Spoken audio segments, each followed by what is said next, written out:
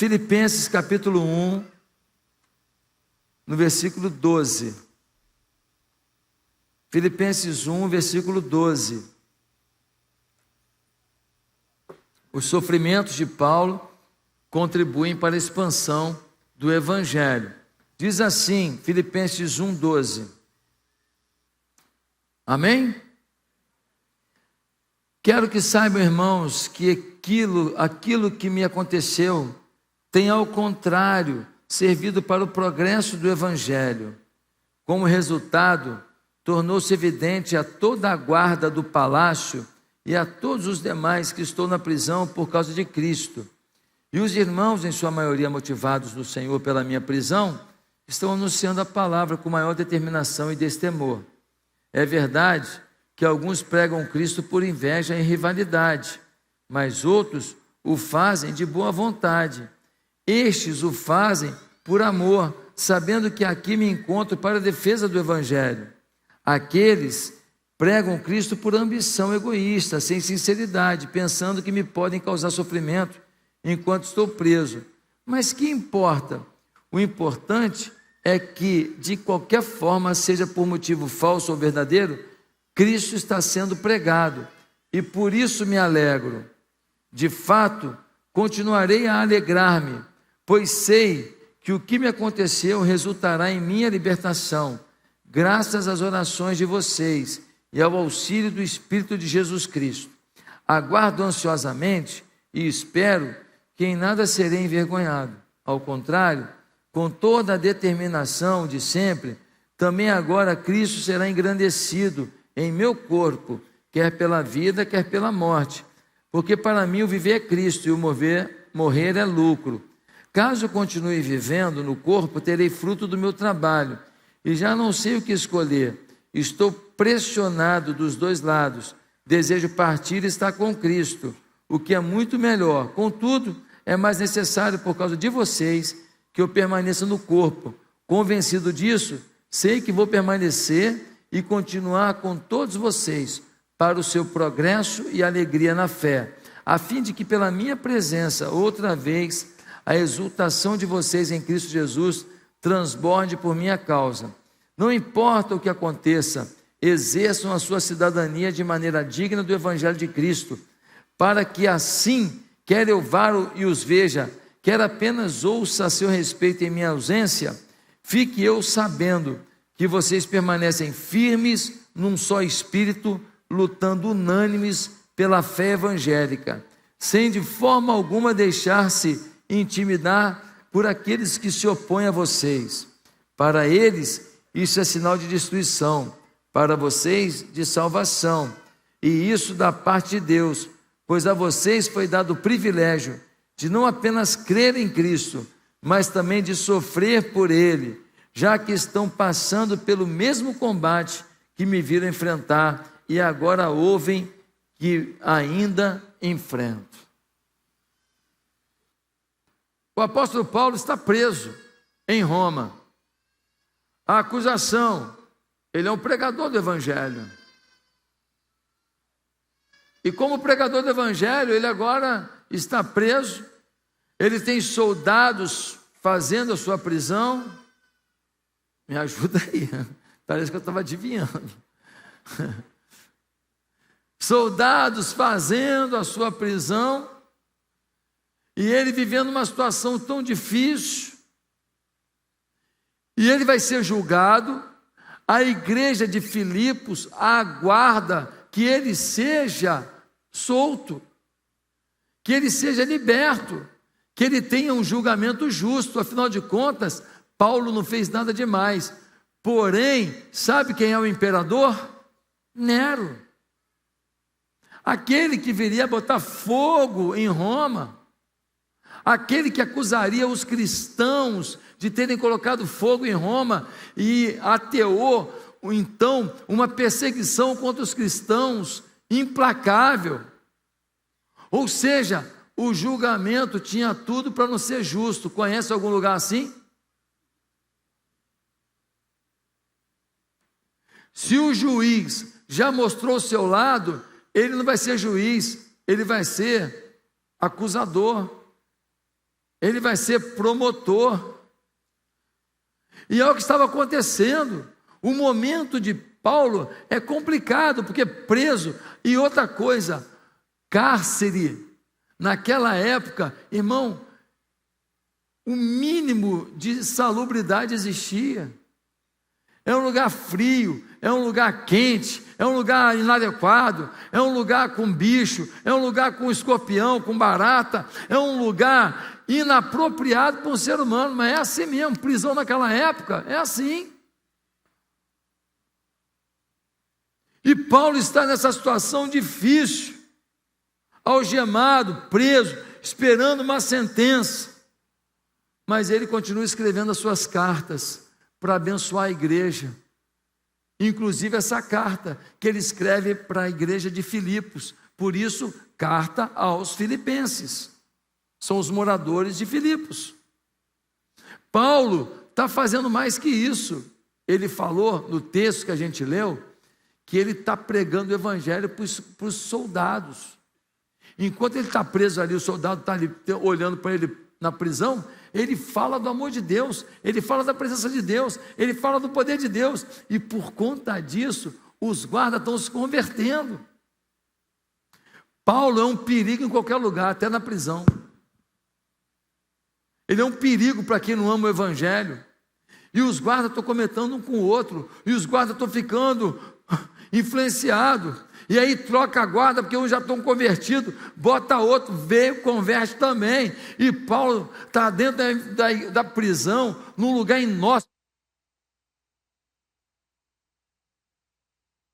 vendo o evangelho nunca será preso, o evangelho nunca será preso, e é nesse contexto que a gente vê Paulo tranquilo, em paz, trabalhando para o Senhor, não dizendo para o Senhor, eu fui te buscar e fiquei preso, eu fui te buscar e paguei um preço, não, promovendo o evangelho. É nesse contexto que a gente pergunta, de que forma esse homem encarava a vida para poder viver desse jeito? E então no texto dele, no texto que o Espírito Santo coloca no coração de Paulo, ele responde, por isso o tema de hoje, como um cristão encara a vida, como um cristão, não é um semi-cristão, não é um quase cristão, é um cristão, como alguém transformado pelo poder do evangelho encara a vida. Primeiro, ele olha para o passado sem amargura. No versículo 12, nós lemos assim, quero que saibam, irmãos, que aquilo que me aconteceu tem, ao contrário, servido para o progresso do evangelho. Paulo está preso, e o que aconteceu com ele?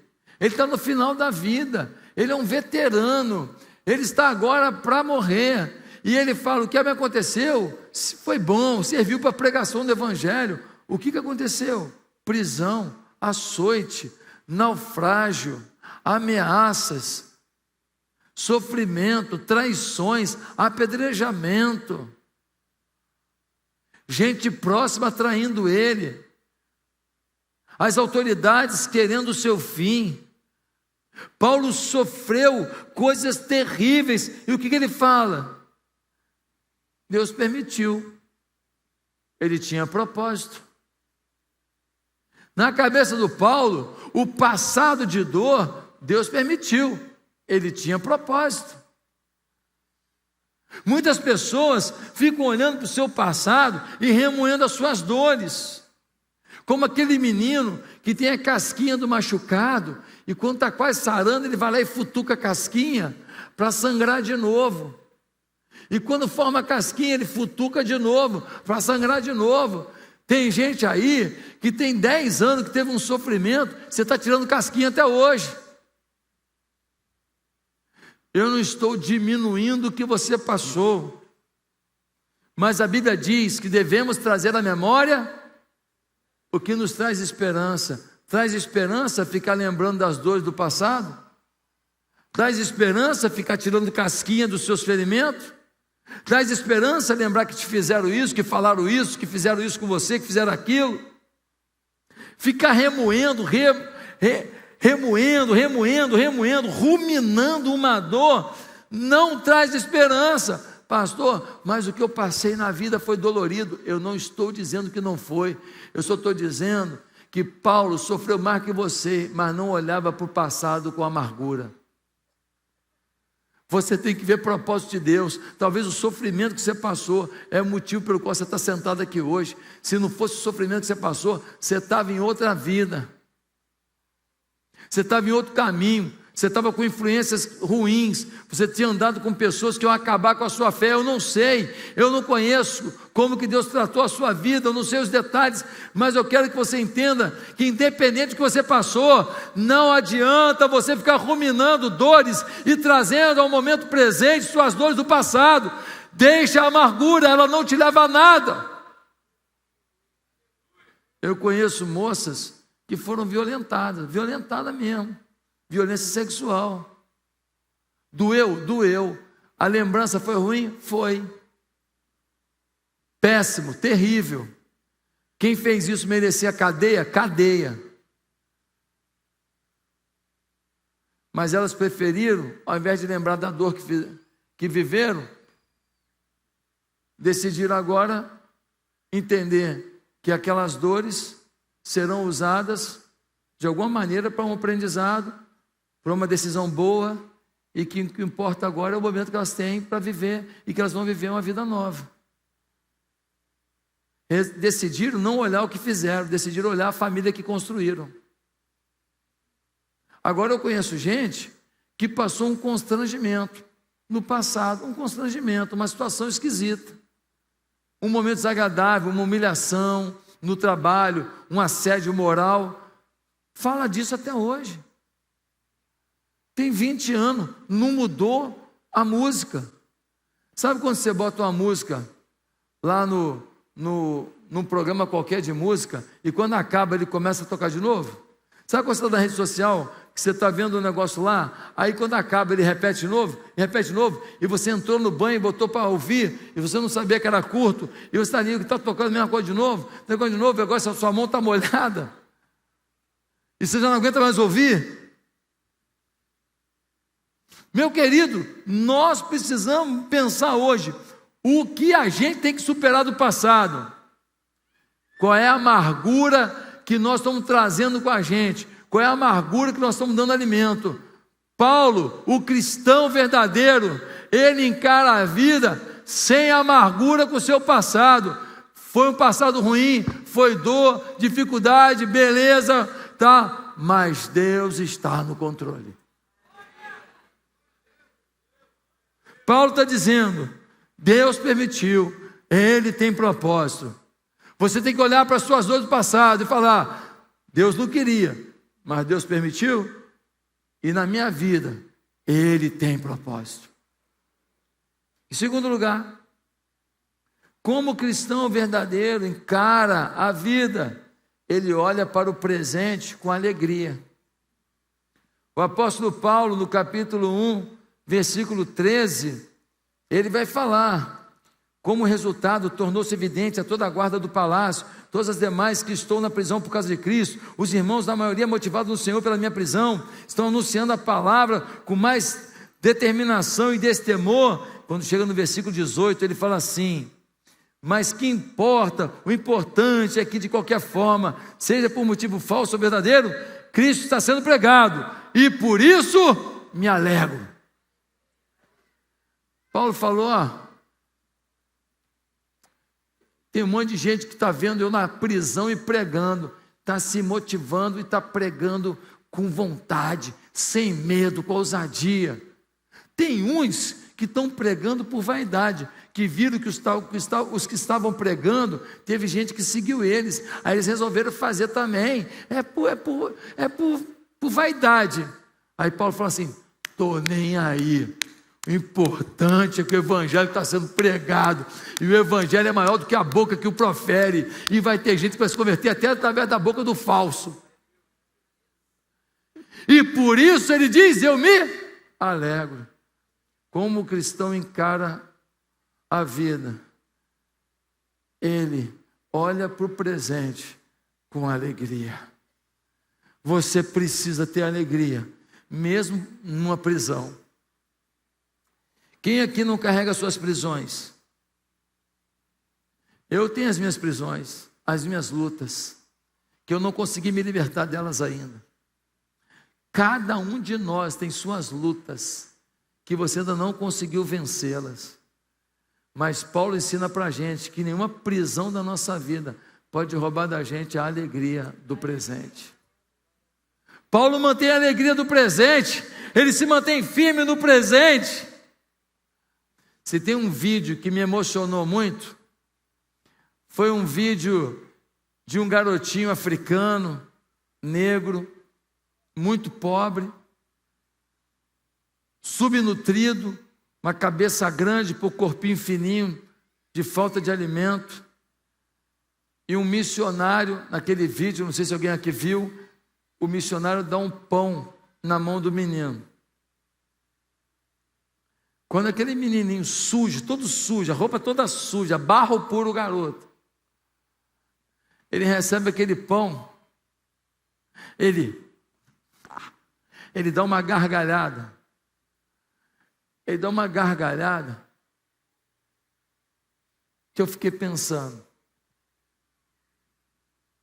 Quando ele ganhou o pão de hoje, ele não lembrou que não tinha pão ontem e que ele dormiu com fome.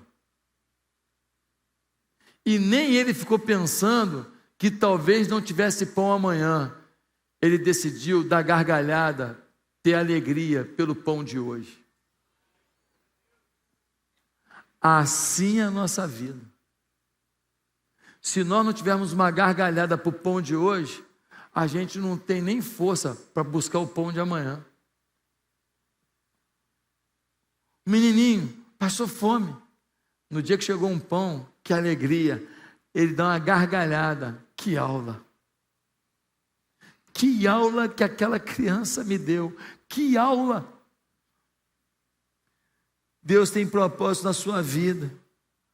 Se alegre com o que você está vivendo hoje. Talvez não é o momento mais confortável. Se alegre com o que você está vivendo hoje. Pastor, mas eu quero mudar o que eu estou vivendo. Você pode mudar, mas não se desespere, não perca a paz, não perca o sonho, não perca a alegria, não perca a motivação, porque o dia é difícil, porque tem prisão. Paulo ensina que o cristão encara a vida sem amargura com o passado e com alegria no presente. Mas em terceiro lugar, como o cristão encara a vida? Ele olha para o futuro com divina expectativa. Ele olha para o futuro com divina expectativa. Olha o versículo 19. Diz assim o versículo 19. Pois sei que o que me aconteceu resultará em minha libertação, graças às orações de vocês e ao auxílio do Espírito de Jesus Cristo. Aguardo ansiosamente e espero que em nada serei envergonhado. Ao contrário, com toda a determinação de sempre, também agora Cristo será engrandecido em meu corpo, quer pela vida, quer pela morte. Porque para mim o viver é Cristo e o morrer é lucro. Paulo está falando, gente, eu estou achando que eu vou ser absolvido. Se eu for absolvido, então eu vou ter uma alegria muito grande de abraçar vocês de novo. Mas, gente, se eu morrer, para mim, o morrer é lucro. Partir estar com Cristo, muito melhor. Eu não estou nem aí se eu morrer. Eu quero viver, quero estar com vocês. O que me prende aqui na terra é isso. Mas assim, se eu morrer, eu não estou desesperado não.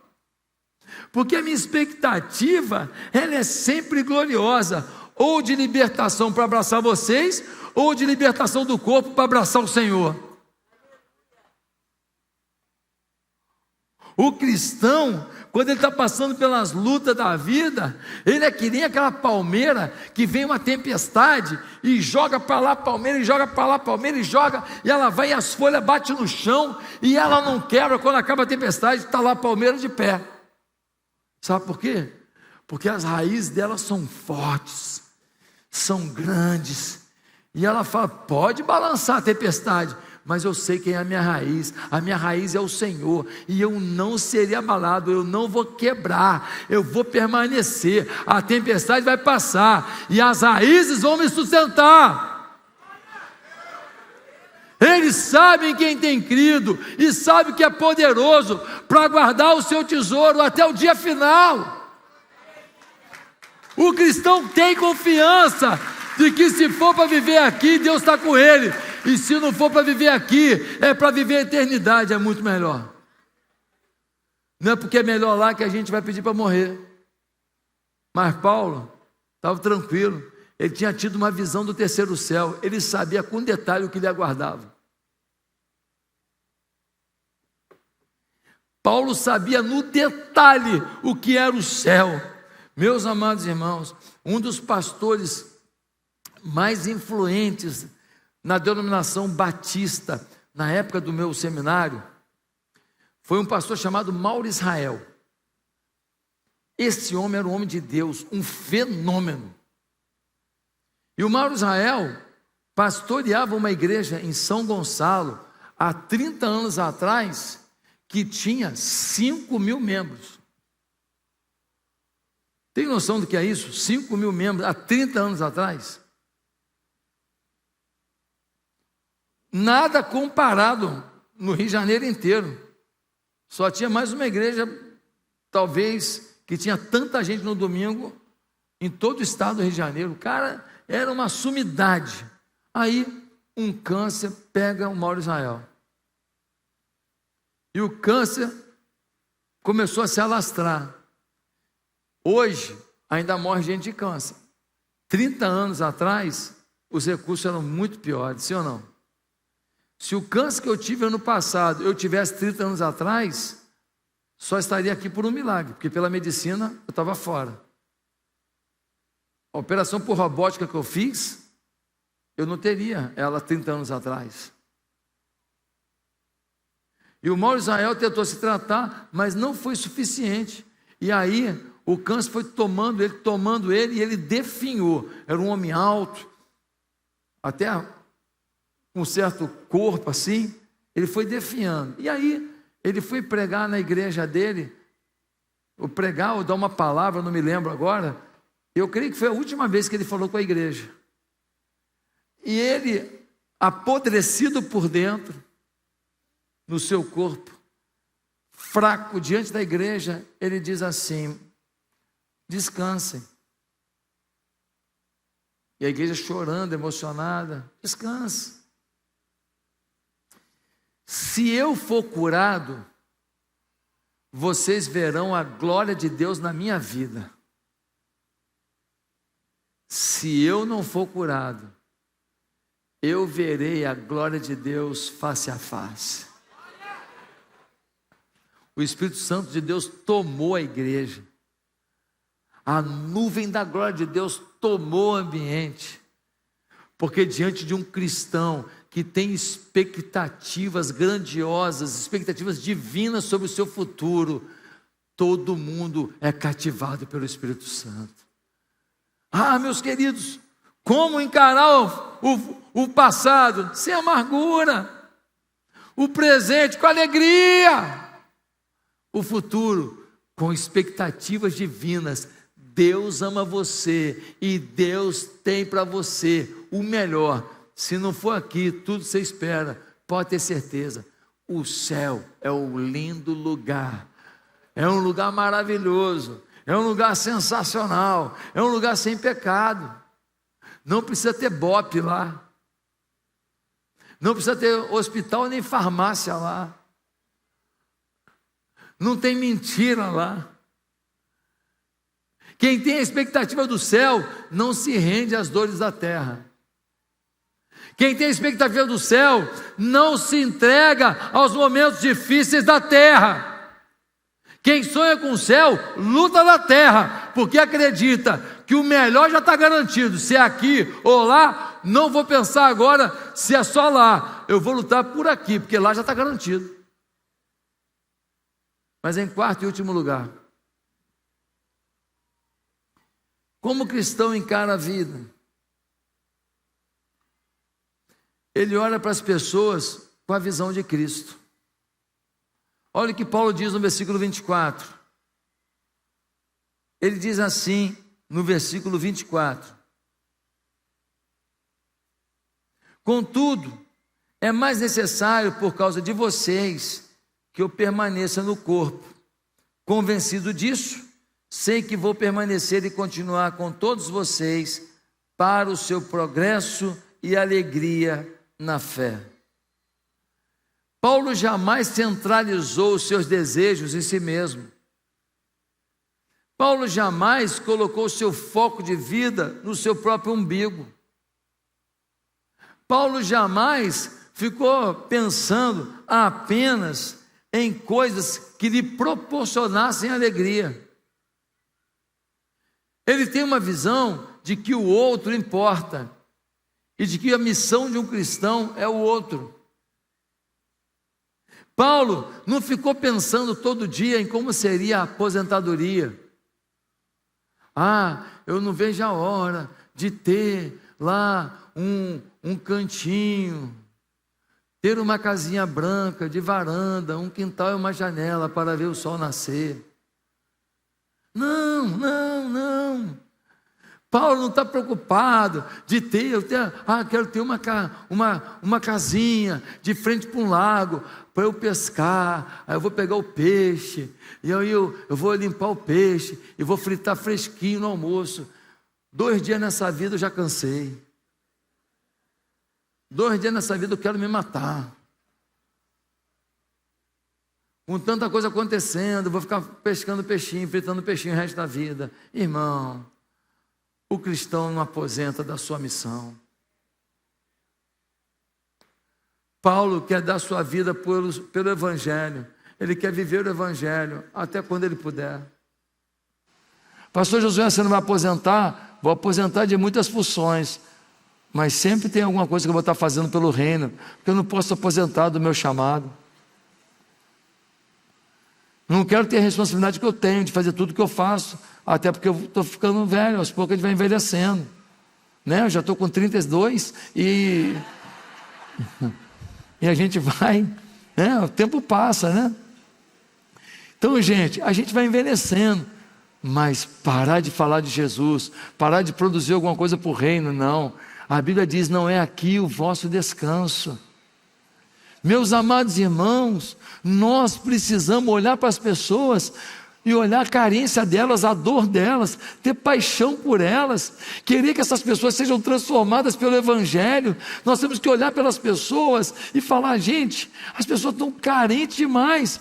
Deixa eu te falar uma coisa, os frutos estão maduros. Você pega uma pessoa no mano a mano, e aí, cara, como é que você está? Rapidinho tu vê que está destruído, está madurinho, está prontinho para o Evangelho. O cara ficou rico, trocou a mulher, pegou a novinha, depois pegou uma semi-novinha, depois uma novinha, uma quase novinha, tirou onda, não sei o que lá, papapá, e aprontou, e pá, e dinheiro, e ostentação, tal. Um dia, tu pega ele num canto e fala: irmão, valeu a pena? Eu sou o cara. Está feliz mesmo? Pega no mano a mano, não está não, e vai falar para você. O fruto está maduro, o povo está sofrido. Eu fiquei 3 dias dando um treinamento para pastores lá em Rio Verde, Goiás, essa semana. E aí, como a minha voz está muito baleada, eu contratei lá uma fonoaudióloga para fazer o aquecimento vocal comigo todo dia de manhã. Uma moça bonitinha, meiga, gente boa, mas vai ter uma coisa aí. Primeiro dia ela fez lá os exercícios comigo e tal. Segundo dia eu perguntei para ela assim: você vai a alguma igreja? Ela falou: eu fui da Assembleia de Deus, mas tem 10 anos que eu não vou à igreja. Eu me mudei para fazer faculdade, e aí comecei só a ir numa célula que tinha lá na cidade, depois nem a célula eu fui, voltei para cá e estou há 10 anos sem a igreja. Falei: você é casada? Eu sou noiva. Falei: você vai casar sem Jesus como Senhor da sua vida e sem Jesus como Senhor da vida do seu noivo? Você tem certeza que você quer fazer isso? Eu falei: minha filha, com um homem de Deus você pode ter uma decepção. Se não for homem de Deus, as chances aumentam.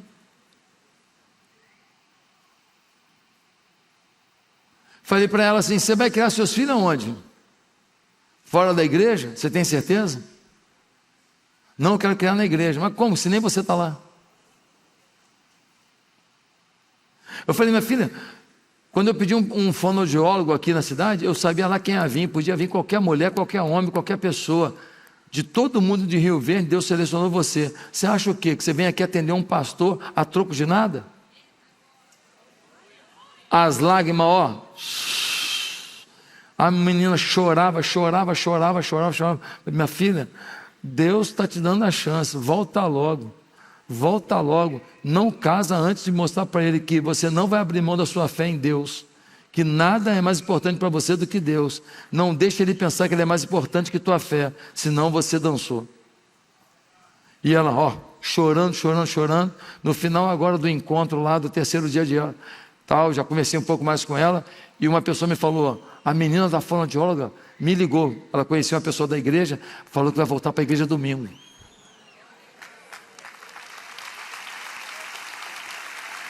Pega no mano a mano os frutos maduros, mas fruto maduro que você não colhe apodrece. Fruto maduro que você não colhe, passarinho morde. Passarinho é demônio. Fruto maduro que a gente não colhe. Bem, tem um vídeo que eu passei há muitos anos atrás aqui, muitos aqui não viram, e quem viu talvez tenha esquecido. Eu vou passar de novo, assiste aí.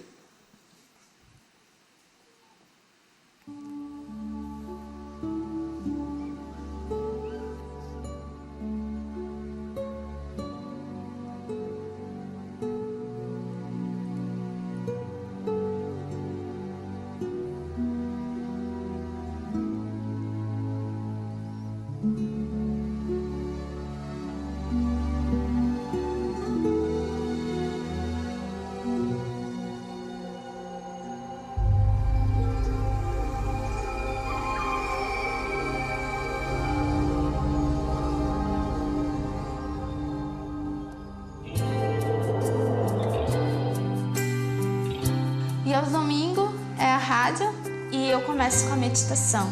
Tem o tempinho das crianças, onde eu conto historinhas infantis. Depois vem os brindes e assim é o programa de todos os domingos. Segunda-feira de manhã eu estudo e à tarde a gente faz bastante trabalho missionário. Terça-feira eu visito o asilo e lá a gente canta, a gente ora, a gente brinca.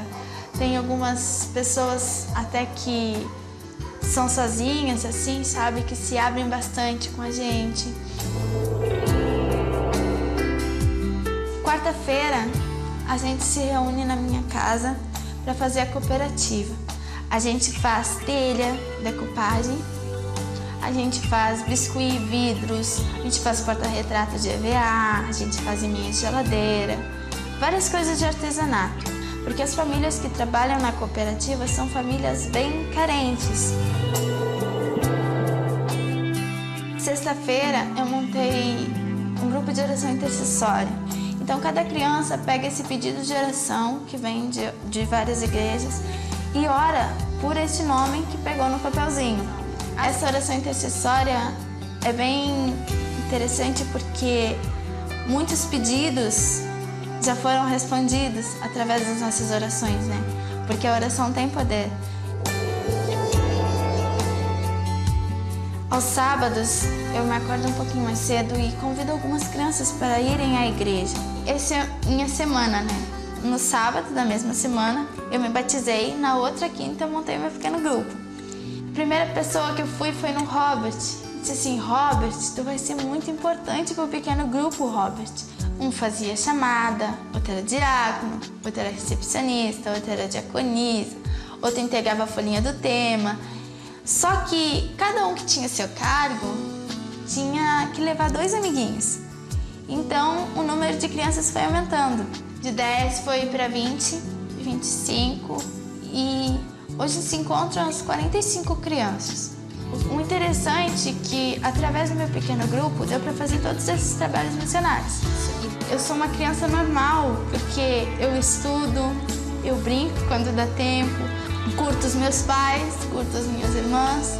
Jesus nos dá 24 horas. Se tirarmos 1 hora para fazer um trabalho missionário, entregar um folheto, entregar um curso bíblico, porque Jesus está voltando, Ele está mostrando sinais, profecias, isso tudo já está se cumprindo. Se não fazermos a nossa parte agora, se quiser fazer amanhã, talvez não dê tempo.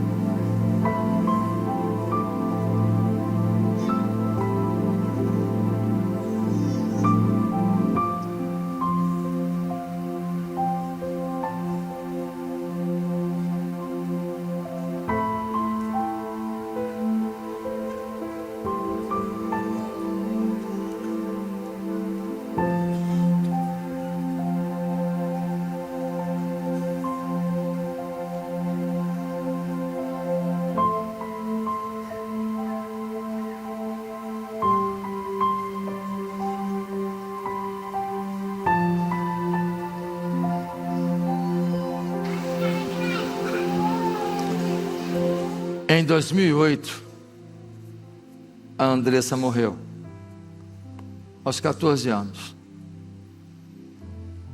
Ela levou 100 pessoas ao batismo na igreja dela, nos poucos anos que ela teve como serva do Senhor Jesus.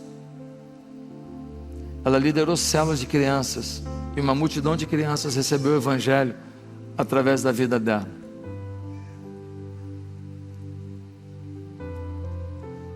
E você?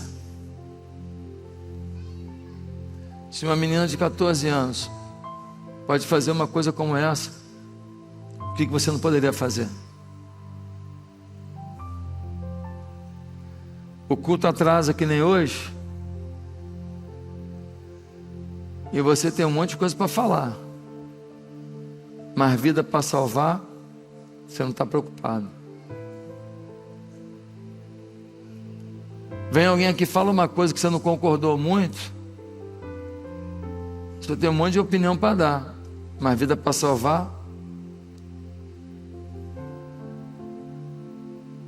A igreja fez uma coisa tal, você não gostou, você tem um monte de coisa para falar, mas vida para salvar.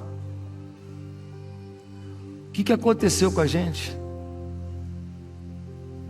O que aconteceu com a gente? Nós estamos de olho só na gente, o dinheiro que a gente ganha, o dinheiro que a gente não sei o que lá, a compra, e cuidar do filho, cuidar do neto, e cuidar do marido, da esposa. As pessoas que convivem com a gente no trabalho, na escola, na faculdade, no inglês, na academia, cada paciente do médico aqui, cada cliente seu, cada fornecedor seu, cada vizinho seu, é um campo missionário, é alguém que você precisa olhar com os olhos de Cristo. Como o cristão encara a vida, sem amargura no passado, com alegria no presente, com expectativas divinas no futuro e com a visão de Cristo para cada pessoa. Você precisa entender que existem pessoas que, se você não anunciar o Evangelho, elas vão para o inferno. Você sabe por que tem uns poucos lugares aqui ainda para sentar? São poucos. Mas você sabe por que tem? Porque a gente não trabalha. Como assim, pastor? Sinceridade, vamos falar a verdade. Verdade. Você é uma potência na mão de Deus. Você conhece gente abessa, que ama você, que te respeita. Você ficasse em cima, vamos na igreja, Ó, já tinha 5 cultos na igreja. São 4.000 lugares aqui. Já tinha 5 cultos. Eu pregava em 2, 3 alguém prega, eu prego em 3, mais 2 alguém prega, ou eu prego nos 5, não sei. Já tinha 5 cultos aqui. Célula, a gente tem milhares de células. A gente tinha 2 milhares de células.